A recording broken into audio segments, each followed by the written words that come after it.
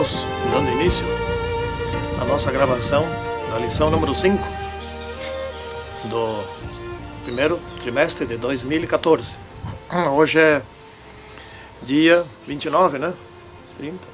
29, domingo. De manhã cedo, já são 9 horas e pouco. E nós estamos fazendo essa nossa gravação. Isso é muito importante, discipulando os enfermos, ou seja, atraindo os enfermos para a salvação, né? O foco dessa semana é a conquista dos enfermos. Vamos então fazer a nossa oração por isso. Santíssimo Senhor Deus, abençoe-nos nesse estudo, abençoe-nos nessa gravação e também abençoe aqueles que o estiverem assistindo. Que tudo seja para a tua honra e para a tua glória, para a salvação de muitas pessoas. Em nome do Senhor Jesus Cristo. Amém. Vamos ler aqui o verso. O verso se encontra em Mateus 15, versículo 30 e 31.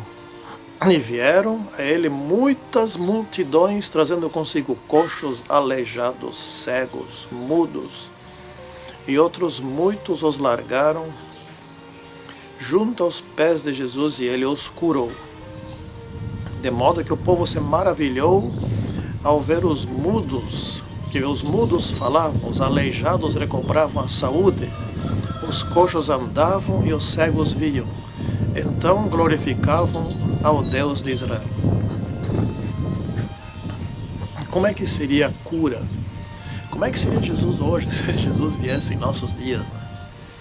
Ele provavelmente não poderia passar muito próximo da fila do INPS, né? Lá tem filas longas. Eles sairiam daquela fila, entrariam na fila de Jesus. Hoje, com a medicina avançadíssima, não é? Com todos os recursos sofisticados de cura de doenças, inclusive de cânceres, doenças que naquela época não tinha cura, hoje tem cura. Muitos recursos nós temos hoje. Temos filas e filas de pessoas não conseguindo ser curadas, morrendo dentro de hospitais, sem atendimento, pelo menos aqui no Brasil, não é? Mas em outros lugares do mundo também, como na África, etc. Por exemplo, vamos ver, olha só que contradição. Um exame de sequenciamento genético, que hoje é muito importante para tratamento de doenças, custa R$5.000. Quantos podem pagar um exame desses? E os planos de saúde conseguem arcar com o custo desses? A medicina está se tornando cada vez mais sofisticada e mais cara e mais fora do alcance de muitos. Então, a pergunta aqui é: o que adianta termos uma medicina tão sofisticada se estamos morrendo nas filas de espera, né? Hoje, no mundo, morre uma pessoa a cada 5 segundos de fome. Ou, dentro dessas pessoas aí, morre uma criança a cada 10 segundos de fome. E tem alimento suficiente para todos. Esse alimento que estas pessoas não têm e que estão morrendo de fome está sendo jogado fora, né? Está sendo posto fora. Há muito desperdício. Que dias mais contraditórios os de hoje. Como o ser humano é contraditório. Joga fora e não se importa com seu semelhante. Naqueles tempos havia um medo do pecado, medo de que por causa de algum pecado a pessoa adquirisse uma doença incurável, se tornasse paralítica ou contraísse aquele fogo selvagem, a doença da pele, etc., lepra. Isso tudo era dito: não, você tem essa doença porque você está pagando por causa de pecados que você não está confessando. Lembram de Jó? Como ele foi acusado? E Jó não tinha culpa de nada. A história era bem outra, não é? Então vejam, o medo. Hoje existe medo também. Medo da poluição, por exemplo, né? Da camada de ozônio. Aqui no sul, Rio Grande do Sul e Juí, onde a gente mora, a camada de ozônio é um problema aqui. Você pode pegar câncer de pele. E muitos pegam. Nem se expõem muito ao sol. Não é? Então existe medo. Hoje o medo de contrair uma doença por causa do pecado já passou. Isso não é mais da nossa cultura, aqui pelo menos. Mas existe o medo da doença, medo de doenças incuráveis. Lembro que há tempos atrás havia muito medo da AIDS. Hoje já não tem mais tanto, as pessoas já perderam o medo, arriscam.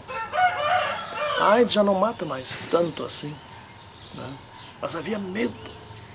E o diagnóstico de AIDS, olha, você está com AIDS, era terrível. As pessoas se assustavam com isso. Havia muito medo. Naquele tempo, o medo era do pecado.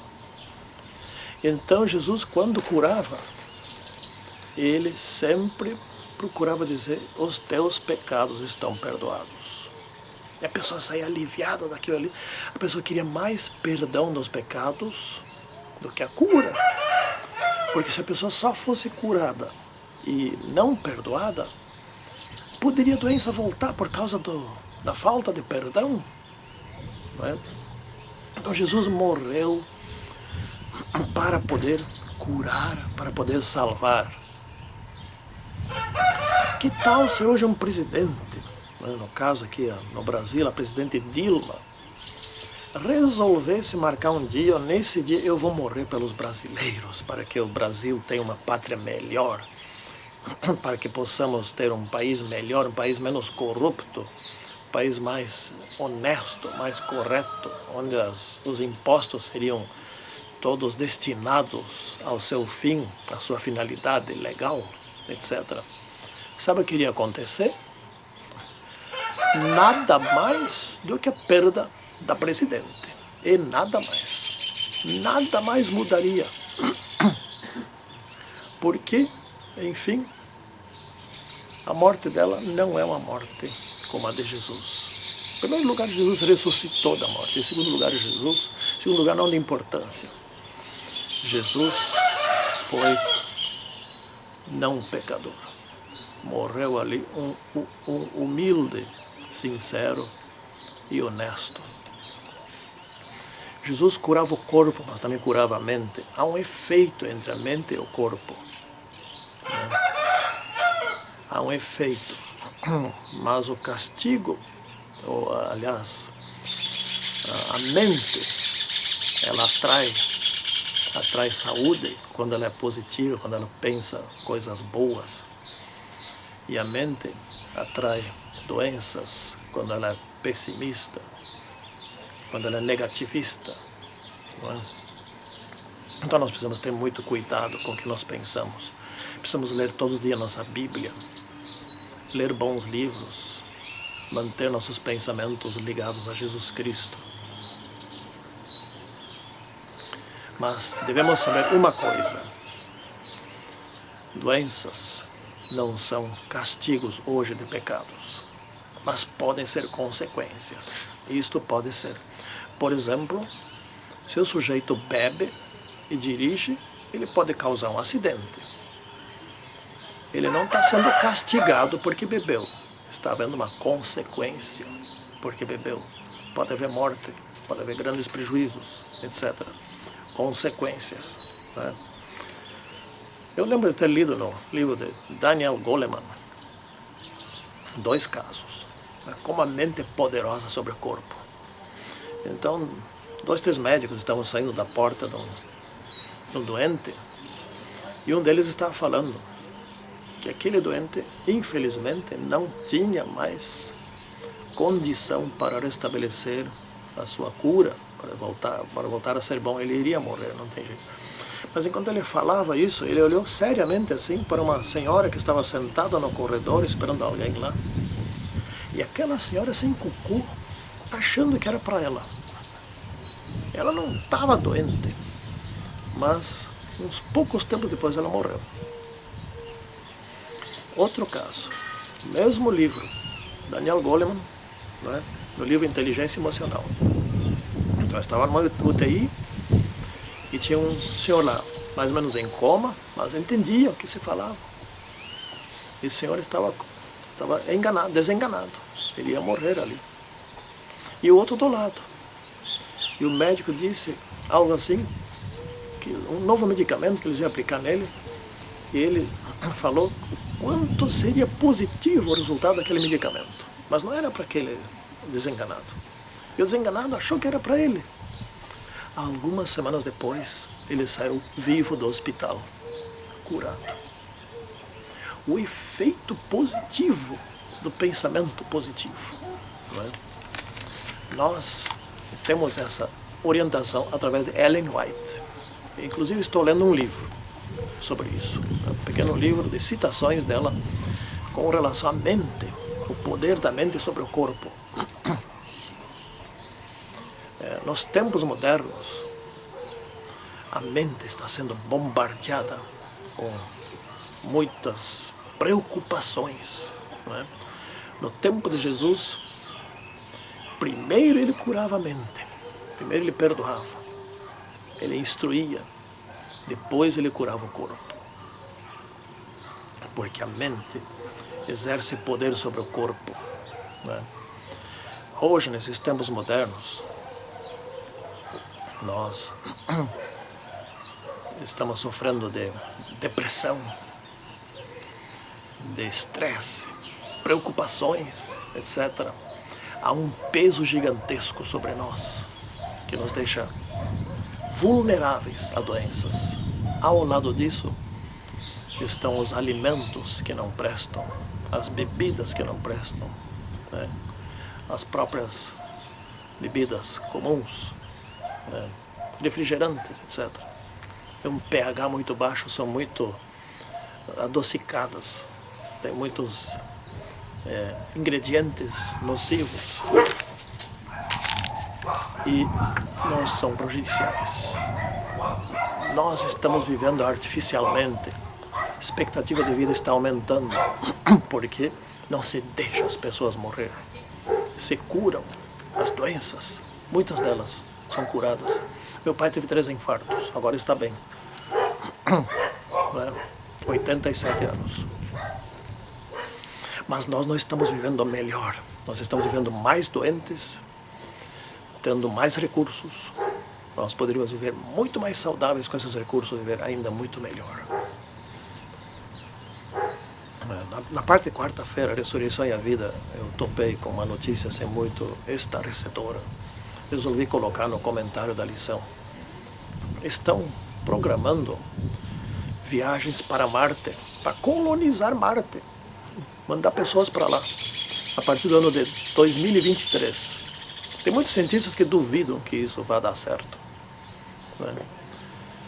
E se apresentaram em torno de 200 mil voluntários, oriundos de mais de 140 países, que querem fazer essa viagem. Detalhe, é só de ida, não é de volta, não tem como trazer de volta, não tem como voltar de Marte, por enquanto não tem. Então vai para lá e fica lá, até morrer. E tem que antes criar condições lá, cápsulas com oxigênio, alimento, etc. Querem colonizar alguma coisa onde não tem ar, onde não tem como plantar nem nada. O ser humano é meio louco, não é? Cientistas pensam coisas dessas. Outros cientistas dizem que isso nunca vai acontecer. Mas tem pessoas querendo ir. São só 200 mil pessoas. 200 mil pessoas querem arriscar viver em Marte. É um reality show. Aqui da Terra vai dar para observá-los lá, o que fazem lá em Marte. E essas pessoas querem ser observadas no extremo da vida.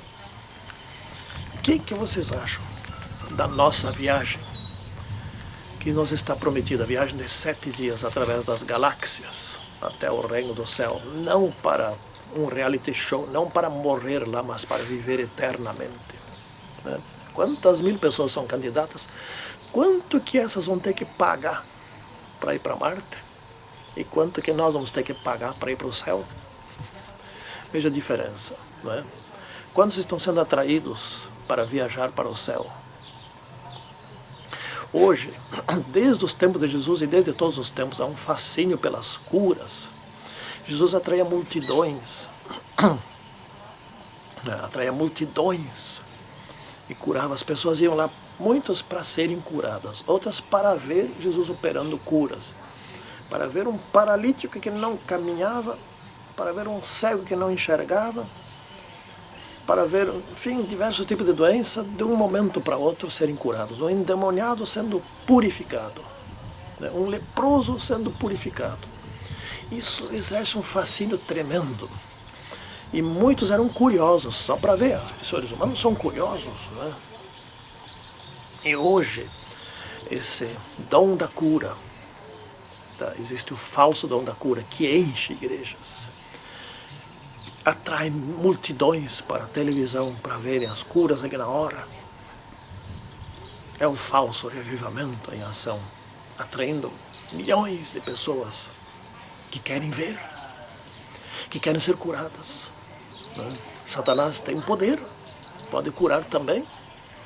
Né? Tem muito poder, tem muitas coisas que ele pode curar na hora. Né? Outras coisas são feitas de modo falso. Assim por diante, existe muito falso testemunho. Mas, enfim, essas coisas atraem. Né? E no final dos tempos, quando vier o alto clamor, a Igreja Adventista do Sétimo Dia terá um gigantesco poder de cura também para atrair. Mas, por enquanto, a Igreja Adventista do Sétimo Dia precisa se reavivar e se reformar. Deus jamais dará tal poder de cura autêntico a uma igreja como ainda está hoje. Falta mudar muita coisa entre nós. Nós precisamos nos reformar ainda. Mas já existe. Eu vou relatar aqui um caso que aconteceu em nossa família. Meu pai teve o segundo infarto, né? Então, ele viria a Porto Alegre fazer uma operação, abrir todo o peito e colocar ali ponte de safena. Eu fiquei com pena dele. Pensei, não, mas eu abri tudo e eu orei a Deus. Meu Deus, evite dele ser aberto. Vê se há uma maneira dele ser curado sem ser aberto. E orei assim durante algumas semanas. Havia uma data lá para ele ir. Quando faltavam alguns dias, eu me dei conta que eu estava pedindo demais para Deus. Então eu passei só a pedir que ele ficasse vivo, voltasse vivo.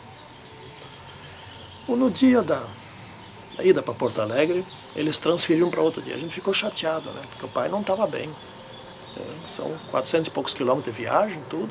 Ele não estava bem, precisava ser operado urgentemente. Mas depois que eu fui entender por que foi adiado.